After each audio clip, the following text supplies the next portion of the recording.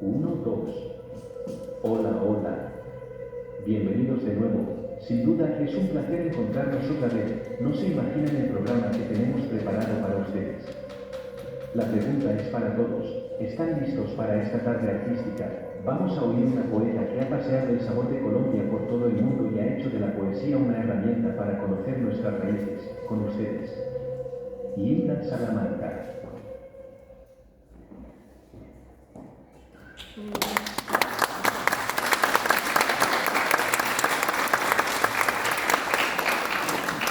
Muy buenas tardes. Buenas tardes.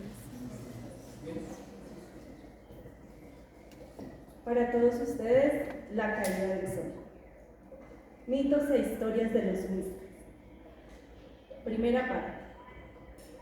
Unqui quien cien, antes de todas las cosas. El que pueda creer, que crea.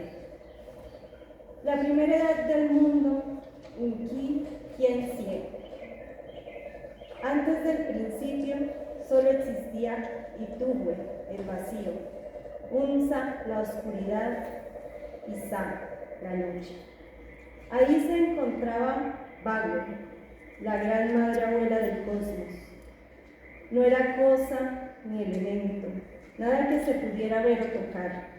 Era la energía, el pensamiento, la luz antes de la luz, el tiempo antes del tiempo, el movimiento antes de su existencia, lo intangible, el espíritu, el aliento de lo que iba a venir, el principio de todo, la fuerza impulsora, el proyecto del universo. Todas las cosas del mundo estaban presentes en su esencia. Unsa, la oscuridad la espiaba, sabiendo que se acercaba a su propia muerte.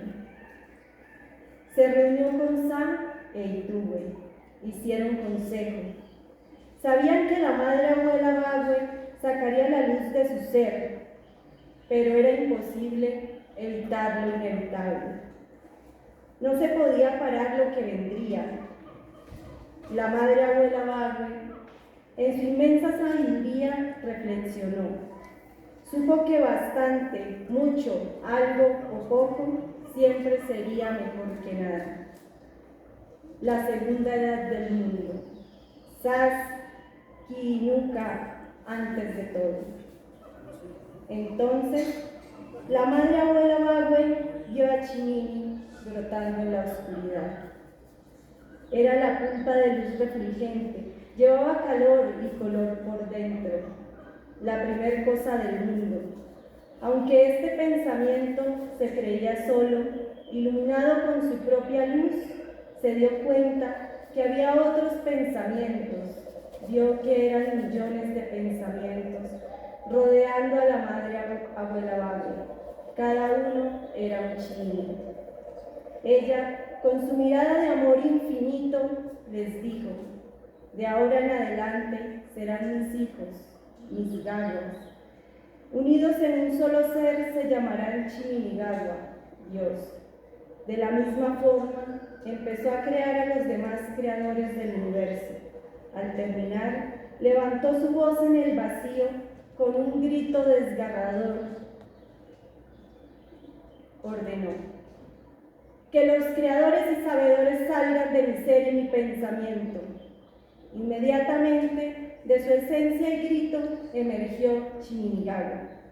Poco a poco fueron apareciendo Nencatacoa, dios de la embriaguez, Guayoque, dios de la muerte, Faoa, diosa de la neblina y de las nubes, Cuaasa, dios del rayo, Cusafiba, dios de la medicina y el arco iris, Chichacún, dios de las lluvias, Chaquén, dios de los límites, Suativa, dios de los infortunios y otros creadores de las cosas.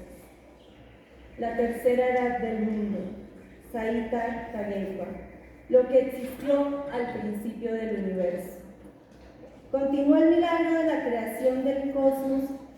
Chiminigagua empezó a amanecer, revelando la luz que tenía en sí mismo. Enormes aves negras se formaron dentro de su ser, las envió por todas partes. esparciendo en los lugares más remotos su resplandeciente halo. Al terminar su labor, todo había sido iluminado.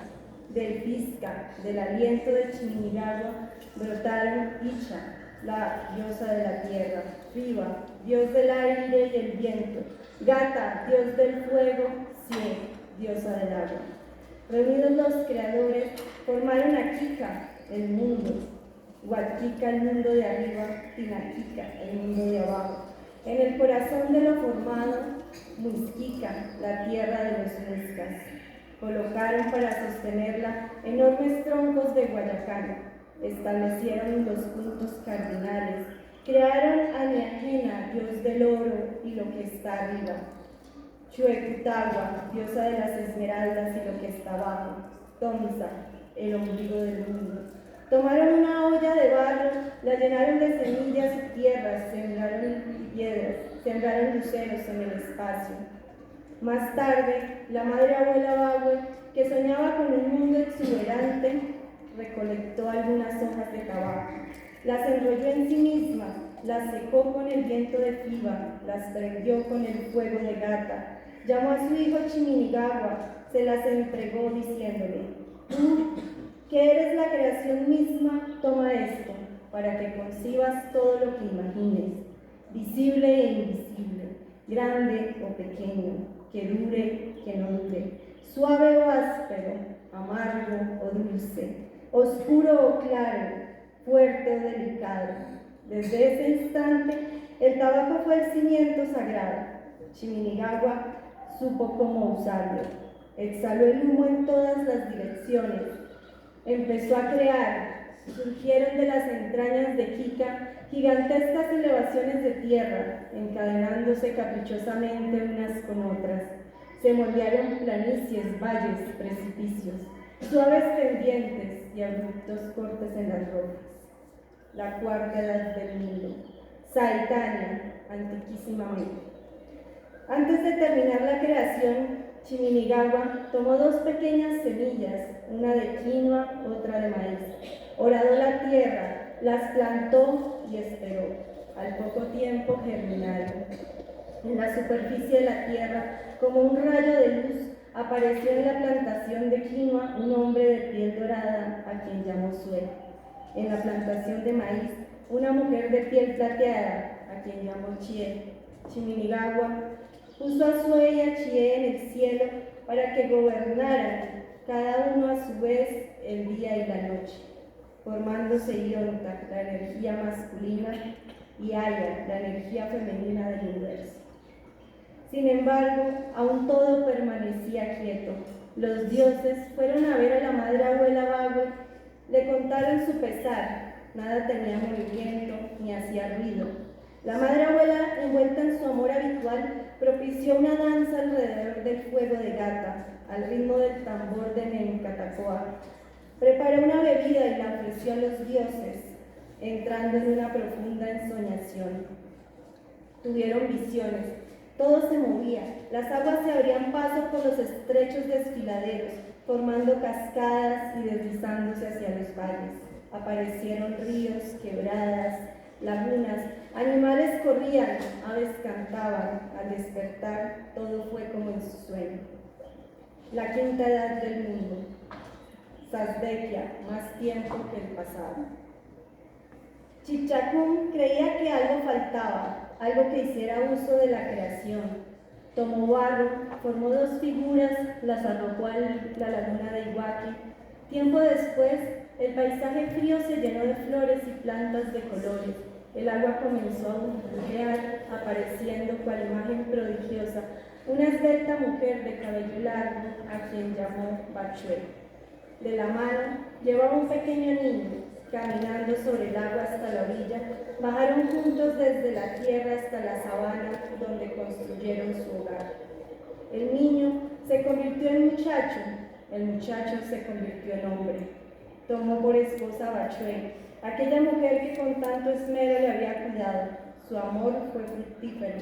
Pronto se llenó la tierra de gente. Bachué enseñó a sus hijos a construir bohíos, domesticar conejos, piscos y pulir, amasar el barro, moldear metales, creando figuras del agrado de los dioses, cultivar batata, yuca, quinoa, auyama, macacha, frícola, ají, coca, algodón frique, allo colorado, especialmente el alimento sagrado, maíz. Con maíz le enseñó a preparar chicha. Su esposo entrenó guerreros, les enseñó a pescar con redes y balsas de junco, cazar venados, aves y animales de monte.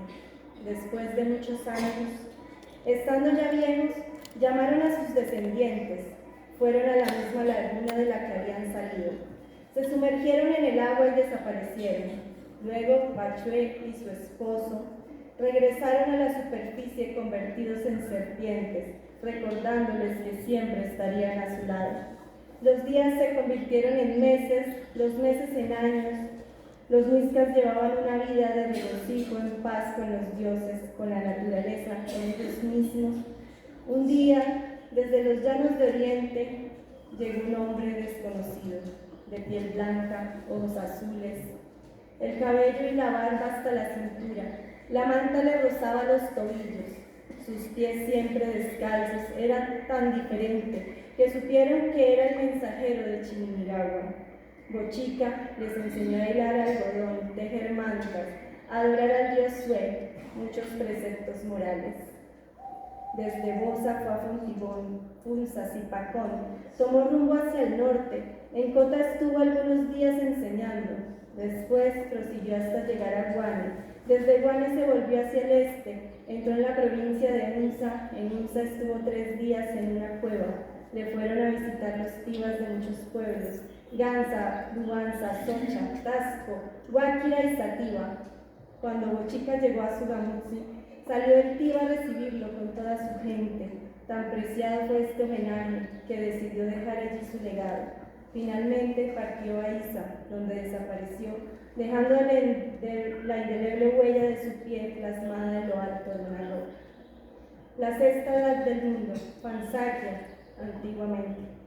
Tras la partida de Bochica, como una sombra llegó Huitaca, una mujer de belleza turbadora. Quizás era la hija de la diosa Chie, quizás era su encarnación misma. Huitaca afirmó que la vida debía dedicarse a los placeres, lujuria, libertinaje, fiestas, juegos, borracheras. Siguiendo su consejo, los muiscas perdieron el respeto por los dioses, ofendiendo a su protector Chichacún. Con profunda ira decidió castigarlos. Días enteros de lluvias incesantes hicieron fluir ríos, uniendo sus cauces al de Funza, arrasando lo que encontraban a su paso. Los muiscas clamaron a Bochica, quien se compadeció de su sufrimiento. En medio de un gran estruendo, apareció sobre el arco iris. Llevaba en la mano una vara de oro. La arrojó a la cumbre que detenía el agua. El líquido fluyó, desocupando la sabana. Como un sosiego milagroso, se formó el salto del Tequendama. En penitencia por la inundación provocada, Bochica sentenció a Chichacún a reemplazar los guayacanes que sostenían el mundo. Ahora debía cargarlos sobre sus propios hombros. Es por eso que la tierra tiembla cuando Chichacún cambia el hombro que la soporta. Huitaca no salió ilesa, fue convertida en Cinti, la lechuza. Segunda parte. Saitak Aguecua, tiempo de nuestros padres. El que pueda entender, que entienda. El saque, el zipa y el irac. La palabra es sagrada, se cuida con la fuerza de Chiminigagua. Es el principio creador. Es un soplo finamente tejido, lleno de intención. Debemos ser como las abejas, chupar de todas las flores, por amargas que sean, volverlas miel. Tus pensamientos complementan la naturaleza. Todo se complementa con lo que dejas en ella. Deja palabra de vida, cuida tus pensamientos, toma solo lo necesario, con la autorización de la presencia ancestral para beneficio de la gente, del territorio y del agua. Era inmensa la familia de los chichas, hermandad de la que eran partícipes Cogi, Ica, Cancuamo, Huiva, de la Sierra Nevada de Santa Marta, Guanes, Ua, de la Sierra Nevada del Cocuy, también los Laches y otros más. Los muiscas respiraban de cerca el aire de los enemigos. Panches, capaces, musos, bajo la guía de los poderosos Tivas, el Zipa, gobernando Bacatá, Guatavita, Huaque, Huate, Fusagasugá, el Saque, gobernando Unza, Tenazúcar, Saquencipá, y un jefe sagrado, el Iraca de Suamos, sucesor de Bochica, heredero de sus enseñanzas. Los chiquis, sacerdotes mixtas, hablaban la lengua de los dioses, lengua secreta que les enseñó Bochica. Los huechas cuidaban las fronteras, guerreros que defendían la tierra, usaban macanas, lanzas, ondas, lanzaban dardos incendiarios con sus quesques, se defendían con escudos de cuero, a la batalla llevaban momias, antiguos guerreros que les daban valor. Los enemigos lanzaban flechas envenenadas, se comían a los prisioneros, usaban sus cabezas como viles trofeos. Historia del Saque Goranchacha. Hace muchos años el Diosué quiso encarnarse en la tierra. Sabiendo esto, las muchachas se asoleaban desnudas, esperando la concepción a través de los rayos del astro rey. La hija del Tiva de Huacheta, deseosa de que sucediese el milagro, desde la alborada salía del bohío, se tendía en un cerro esperando el abrazo de su amo. Poco tiempo después, su vientre empezó a crecer. Al paso de los meses, una enorme esmeralda llegó al mundo. La joven princesa la envolvió en mantas, la puso entre sus pechos durante varias lunas. Cuando se convirtió en un hermoso niño, fue nombrado Goranchacha, hijo del sol. Al crecer el hijo de Sue, se dedicó a predicar, transmitiendo las enseñanzas de Bochica. En cada pueblo más y más, acompañantes fueron sumándose a su causa. El Saque de Ramiriquí sintió envidia de la atención que recibía Goranchacha. Capturó a unos de sus discípulos. Los ajustició sin piedad. Cuando supo el hijo de Sue la injusticia cometida, fue a la capital de los Saques, le dio muerte al ofensor, tomando sin remordimiento su corte. Gobernó Goranchacha con rigor, cambió la capital de los Saques de Ramiriquí a Unza. No lejos de las postreras casas del pueblo, hizo construir un templo para adorar a su padre. De lugares distantes hizo traer piedras y columnas. Nadie vio a quienes las traían, por llegar con ellas en la oscuridad. Llegaron infinitas procesiones con ofrendas para venerar y ofrecer sacrificios a Diosué, padre de Goranchacha. Un día el pueblo fue reunido, les habló de la esclavitud que vendría en el futuro. Llegaría gente feroz que los afligiría. El gran Chacha se despidió, estallando en una nube de humo, prometiendo que después de muchos años volvería a verlos. Historia del Saque Usawa. El Saque Usawa, enamorado de su hermana Noceta, sin importarle el prohibido amor entre hermanos, la sedujo, entregándose al incesto sin reparos. El vientre y los pechos de la joven comenzaron a agrandarse. La madre, al descubrir lo ocurrido, estalló en cólera. Intentó castigar a Noceta, golpeándola con la sana. La joven se escabullía fácilmente. La madre lanzó la sana, rompió la vasija donde se hacía la chicha, brotó el sagrado líquido durante horas, hasta formarse un profundo pozo. Usawa venía de hacer ceremonias a Sue. Al reunirse los hermanos, sabiéndose señalados, emprendieron la fuga hacia Susa. Noceta dio a luz a un niño que se convirtió en piedra al nacer. Considerándose castigados por los dioses, tomaron camino hacia el salto de Tequendama. Al pasar la corriente del río Funza, vieron a Chaquén, dios de los límites, mientras se convertían en dos piedras. Así reposan en la mitad del río Usawa y Noceta. Historia del Zipa Saguanmachica. Como príncipe heredero, Saguanmachica luchó en incontables batallas. Al ascender al trono del Zipazgo, recibió abundantes riquezas y el mando de miles de huechas. Su propósito fue expandir el territorio, consolidar su poder, dominar a los enemigos. Poco después de su entronización, decidió someter a los Tutagaos, liderados por el Tiva de Fusagasugá. Saguanmachica partió al mando de los huechas, atravesó el páramo de Fusunga, llegó a Pasca. Fusagasugá se preparaba para la batalla. Saguanmachica avanzó hasta la angosta colina. Viendo que el terreno le favorecía, por un lado el monte escarpado, por el otro un profundo abismo, envió durante la noche 2000 huechas. Escalaron con sigilo la cumbre escarpada. Al amanecer, luego de la señal convenida, inició el ataque tanto de frente como por la retaguardia. Los utagaos abandonaron las armas.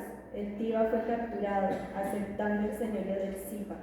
Aunque la victoria es el licor más embriagante y su sabor el más dulce, no dura para siempre. Saguanmachica enfrentó rebeliones constantes, propiciadas por Micho el saque de Usa. Años de batallas, asedios, hambrunas, muertes, pérdidas, no lograron doblegarlo. Finalmente se alzó victorioso sobre el infortunio. Juntó su ejército, se dirigió hacia Unza. Micho, enterado de la amenaza que se le acercaba, marchó al combate contra su adversario.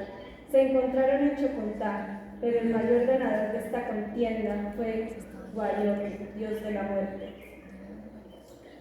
Ríos de sangre corrieron por el campo. El Saque y el Zipa murieron, aunque Saguanmachica logró ver la victoria de su ejército antes de cerrar sus ojos por última vez. Historia del Zipa Nemequene. Ante continuas rebeliones de Guatavita, Nemequene ideó una estrategia, sometería definitivamente a este rival.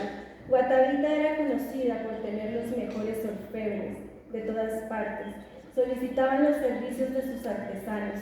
Guatavita tenía una regla.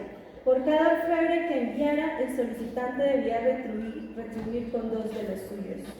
Nemequene comenzó a solicitar le fueran enviados orfebres de Guatavita, pero en lugar de retribuir con gente común, enviaba huechas infiltradas. Teniendo suficientes hombres en el cercado enemigo, se dirigió acompañado por su ejército, haciendo señales con fuego, de acuerdo a lo convenido. Arremetió desde afuera, mientras los infiltrados atacaban adentro. Guatavita pereció ante el implacable fuego del Zipa. Consolidada la paz, Nemequene creó un Consejo Supremo, dirigido por el Tiva de Suba, cuyas decisiones no había posibilidad de apelar, encargado de hacer cumplir las leyes dictadas por Nemequene en su Código de Justicia, pena de muerte contra el homicida, aunque le perdonasen, pues solo Chiminigagua, quien da la vida, puede perdonar al que la quita. Pena de muerte para el violador soltero. Si fuera casado, 2 hombres harían igual a su esposa. Pena de muerte para los homosexuales. El ladrón de cosas pequeñas, pena de azotes. Al ladrón de cosas grandes se le cegaba con fuego. Al ladrón reincidente se le clavaban espinas en los ojos. El incestuoso sería metido en un pozo lleno de sabandijas. Al huecha cobarde se le despojaría de sus vestiduras de hombre y se obligaría a vestir de mujer. Pena de muerte al huecha que se retirase de la batalla antes de que lo hiciera su Tiva. Solo los usaques podían horadar su nariz para ponerse narigueras y perforar sus orejas para colgarse pendientes. Solo el Zipa podía subir en ambas. Reglas duras hacen hombres recios y obedientes.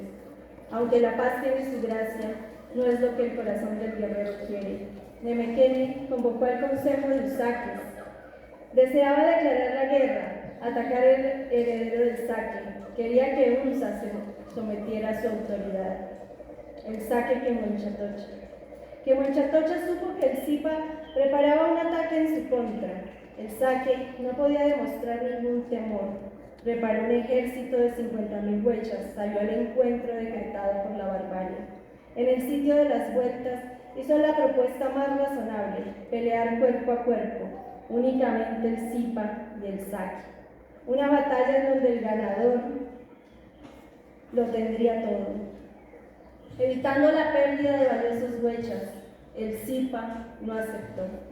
La batalla fue sostenida desde el mediodía hasta el anochecer. El ejército del Zipa se alzaba victorioso, pero Nemequene, entusiasmado por el ardor del combate, se lanzó al campo contrario. Herido con un dardo en el pecho, murió a las puertas de la gloria.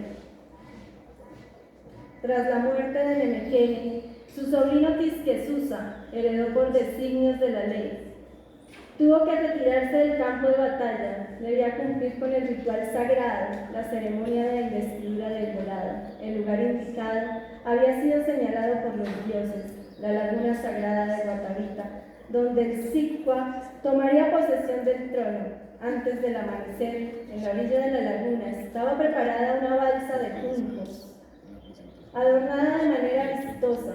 En la balsa flameaban candentes 4 braseros encendidos, alimentados con moque y trementina. Alrededor de la laguna esperaba la nobleza, los principales gobernantes, muchos vasallos, los huechas, los chiquis, ataviados con sus mejores galas. Al llegar el Sicua era despojado de sus vestiduras, su cuerpo cubierto en aceite de trementina, espolvoreado con polvo de oro hasta verse completamente dorado. Subía en la balsa, rodeado de tumbos de oro, cargados de ofrendas para los dioses. En la balsa le acompañaban sin mirarle a la cara 4 usaques, los principales nobles de sangre pura. La balsa, contenedora de la máxima riqueza, navegaba hasta el centro de la laguna. Los que estaban en la orilla rezaban de espaldas. Con los primeros rayos del sol, el Sicua hacía su ofrecimiento a los dioses. Arrojaba las ofrendas al agua, se sumergía, retornando a la balsa como un poderoso zipa. Mientras regresaba a la orilla, resonaban tambores, flautas y cascabeles, celebraban por muchos días. Terminados los festejos, Tisquesusa, irritado por la sed que procura la necesidad de venganza, se apresuró emprendiendo el ataque contra su enemigo Quemuenchatocha, el Iraca de su amor. Investido cual sucesor de Bochica, se interpuso entre ambos bandos, les obligó a pactar una tregua. Tercera parte. Eta misa, al fin y al cabo. El que puede oír, que oiga. Paganchique, hijo del tío Babanique, de las tierras de Ramiriquí, tuvo sus amores ciegos con la bella Sai, considerada la más linda flor en todos los contornos muiscas. Quería pedirla a sus padres para que fuera su huichiti, primera esposa, como era la costumbre. Envió a los progenitores una manta y esperó. Al ver que no fue rechazado su ofrecimiento, pasados unos días envió otras más. Considerándose aceptado, se sentó en la puerta de la casa de la bella joven, en silencio, pero dando a conocer que allí estaba. La puerta se abrió, salió la muchacha, llevaba una totuma con chicha. Ella bebió primero, él bebió luego, quedando comprometidos. Los hombres tenían el número de tiwi que pudieran mantener. La huichiti era la principal. Pacanchique esperaba casarse ante el chiqui, entrelazando los brazos de Asai. Había nacido Muisca, como ellos mismos se denominaron, significaba hombre en Muiscujón. Pacanchique era huecha, todos tenían una labor. Tibas y usaques gobernaban, los chiquis sanaban los enfermos, mantenían el contacto con los dioses. Había artesanos, mineros, comerciantes. Los cultivadores eran los más numerosos, aprovechaban lo que Gaia les obsequiaba. Siempre estaban vestidos, pintado el rostro y el cuerpo con tintes, descalzos como Bochica les enseñó. Los hombres usaban camisas enterizas, largas hasta las rodillas, encima mantas blancas, el cabello hasta los hombros, barba muy pocos lucían, bellas manillas, collares, elaborados con huesos de animales, gorros de algodón. Las mujeres con mantas ceñidas a la faja, sobre los hombros otra más pequeña, sujeta al escote con un alfiler de oro o plata, un cascabel en los extremos, los senos casi al descubierto, el cabello largo y suelto. Los usaques, familia del Zipa, lucían media lunas en la frente con las puntas mirando al cielo, brazaletes con esmeraldas incrustadas, mantas pintadas con figuras negras y rojas. En ocasiones especiales usaban pieles de osos o tigrillos. Adornados con plumas de todos los colores, llevaban las orejas y la nariz horadadas, con grandes joyas muy elaboradas. Las mujeres importantes recogían su cabello con una red. Los guachas en los combates usaban cascos de oro, en las fiestas hermosas máscaras de cobre. Los chiqui siempre eran hombres, no se casaban por amor a los dioses, eran castos. Vivían recluidos en sus templos, Comían y dormían muy poco, ayudando en contacto con la naturaleza. Pasaban la noche mascando ayo para conservar el estado de vigilia. El proceso de preparación era muy riguroso. Permanecían desde niños recluidos por 12 años en la cuca, el santuario de enseñanza. Solo se lavaban la punta de los dedos, no comían sal ni ají. Concluido el aprendizaje, horadaban sus orejas y nariz para colocar sus zarcillos y narigueras de oro. En la ceremonia de iniciación, acompañados por la comunidad, iban hasta una fuente de agua cristalina. Se bañaban, cubrían con mantas nuevas. Después, en procesión, se dirigían hasta la casa del Tíbano. Se investían con un poporo de oro, una mochila para cargar el ayo y más mantas nuevas. Ellos se enterraban a los muertos, momificaban a los grandes jefes, entregaban las ofrendas a los dioses, entendían el mundo por el movimiento de las estrellas, predecían lluvias, vientos, cambios de temperatura, curaban enfermedades con hierbas, interpretaban los sueños. Muchas cosas y lugares eran sagrados: montes, cerros, peñas, lagunas, bosques, ríos, árboles, fuentes de agua, todos ellos venerados al ser necesarios para el equilibrio de la naturaleza. Allí se depositaban las ofrendas en señal de pagamentos, peticiones, sanación, tumbos de oro, plata, cobre, adornados con esmeraldas. Vivían en caseríos esparcidos a través de valles y montañas, aldeas compuestas por bohíos, paredes de bareque, sostenidas por un armazón de chusque para cubrir la paja en los techos. Ventanas pequeñas, la puerta de caña se cerraba con un lazo, resguardando sus camas cubiertas por gran cantidad de mantas. Esteras pintadas cubrían las paredes de los templos, sostenidos por troncos de guayacán, traídos desde los llanos orientales, hincados en huecos, donde arrojaban esclavos vivos. Una cerca de madera los rodeaba. Los hombres deshiervaban y abrían la tierra, las mujeres la sembraban. Ellas recogían la cosecha, criaban curís, conejos y piscos, recolectaban caracoles y huevos de perdices. Los hombres, antes de que sueve brillara, iban a pescar. Los más entrenados se internaban en el monte, persiguiendo con sus lanzas y dardos, borugos, dantas, mapaches y tigrillos. El venado era para el tío y su familia. Cocinaban en leña sobre piedras, molían maíz, preparaban envueltos y arepas. La carne se salaba, ahumaba o secaba al sol para que durara mucho tiempo. Los mineros proveían esmeraldas, cobre, carbón, sal. La sal los hacía poderosos. La cambiaban por oro, coca, frutas, algodón. Eran excelentes orfebres. El oro provenía de otras tierras, pero era tan abundante que campanillas del brillante metal colgaban de los árboles. Mezclaban el oro con cobre, una mezcla llamada tumbaga que se derretía fácilmente con moldes de barro y le daban forma. Eran hábiles tejedores. Las mujeres hilaban, los hombres tejían y pintaban. Tenían las mantas con plantas de achiote y zumo de corteza. Del fique obtenían largos hilos blancos para tejer canastos, cuerdas, grandes redes. De las lagunas sacaban juncos para fabricar esteras. Elaboraban vasijas con largos rollos de arcilla, las pulían con piedras, las pintaban, las cosían al aire libre.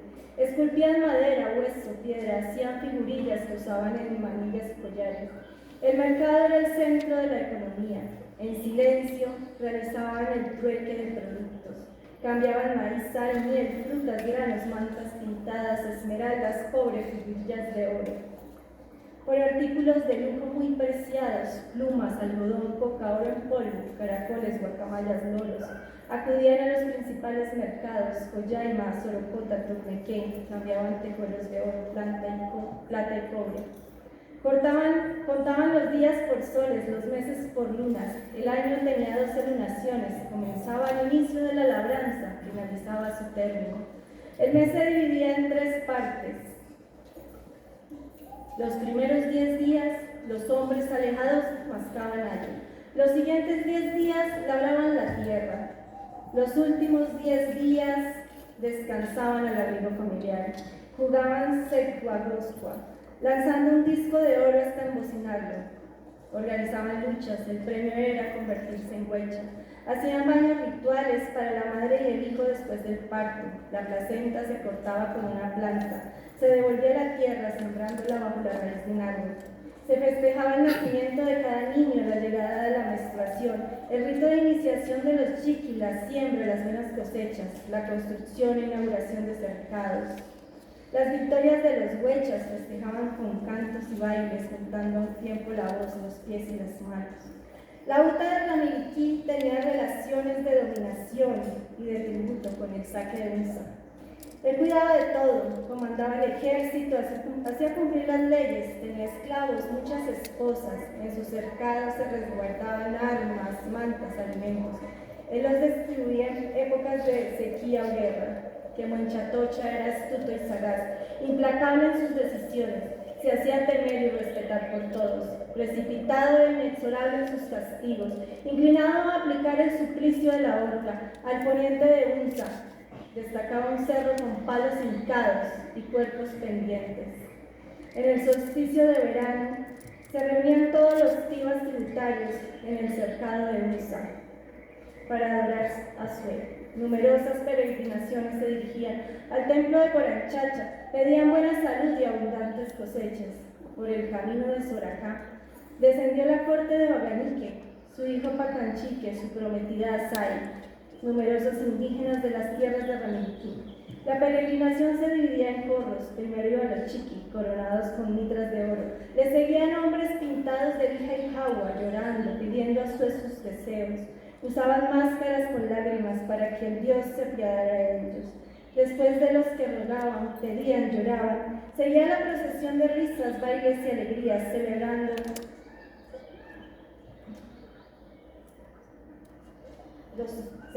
los favores otorgados, pregonando que Sué ya les había concedido lo que los delanteros pedían con lágrimas. Detrás iban otros, con máscaras de oro, ataviados con pieles de osos, tigrillos y otras representaciones de animales diversos. Detrás, bailando, cantando, otra muchedumbre ricamente adornada cerraba la procesión altiva con el más costoso adorno y majestad que le era posible. En el templo de Unza se ofrendaban los dioses libando agua, encendiendo saumerios, sacrificaban aves, la sangre se derramaba sobre el suelo, las cabezas se ataban y se dejaban colgadas. Luego se dirigían a los cojines del saque, al son de flautas, ocarinas, tambores, donde los mozzas eran ofrendados. Los mozzas, jóvenes en sus 12 años de vida, eran adquiridos desde pequeños. El precio era muy alto, pues podían hacer preguntas a Sué y recibir sus respuestas. Cada tío tenía un mozza, algunos tenían dos, eran venerados, siempre se les llevaba en hombros. Al llegar a la pubertad, eran sacrificados, su valiosa sangre ofrendada a los dioses. La ceremonia dio inicio antes del amanecer, para recibir al astro rey por el oriente. Como en toda ceremonia había oraciones, cantos, danzas, música sagrada. El saque que Monchatocha se arrodilló en los cojines sagrados, saludó al sol en el nuevo día. El mozza se tendió en una manta sobre el suelo, su cuello fue cortado con un cuchillo de caña, la sangre recogida en una totuma, bebida y esparcida en las piedras sagradas, sobre las que se posarían los primeros rayos del sol. El cuerpo fue dejado a la intemperie para que se lo comiera el dios Sué. Terminada la sagrada ceremonia, el saque los invitó a su cercado. Continuarían con el festejo por varios días. Había mucha chicha que las mujeres distribuían. Todos danzaban y bailaban, al compás de sus caracoles y cotutos. Cantaban canciones y recitaban versos. Contaban los sucesos presentes y pasados, engrandeciendo o vituperando el honor o deshonor de la persona a quien le eran compuestos. Bailaban asidos de las manos, entre hombres y mujeres, mezclando tristezas y alegrías, celebrando la vida y la muerte, risas y llantos, siempre estaban juntos. En medio de la concurrencia, que Monchatocha vio a la bella Sai, el saque quedó prendado por su sensualidad. Ordenó que la llevaran esa noche al lecho nupcial en su oído. Asai había sido escogida por el saque, un honor que le otorgaban los dioses. Inmensa tristeza embargó a Pacanchique. Sin embargo, su mente cavilante tragó un plan. A pesar de las advertencias de su padre Baganique, ordenó que a la bella Sai le dieran a tomar un brebaje, elaborado con el zumo de una dormidera. Parecería muerta y así podría recuperarla, permaneciendo juntos para siempre. Al entrar el saque a su oído, encontró muerta a la joven. Dichoso el que moría repentinamente, porque había pasado sin dolores esta vida. En medio de la incertidumbre, la devolvió en andas al pueblo de Baganique. Era una linda difunta que regresaba a su lugar de origen.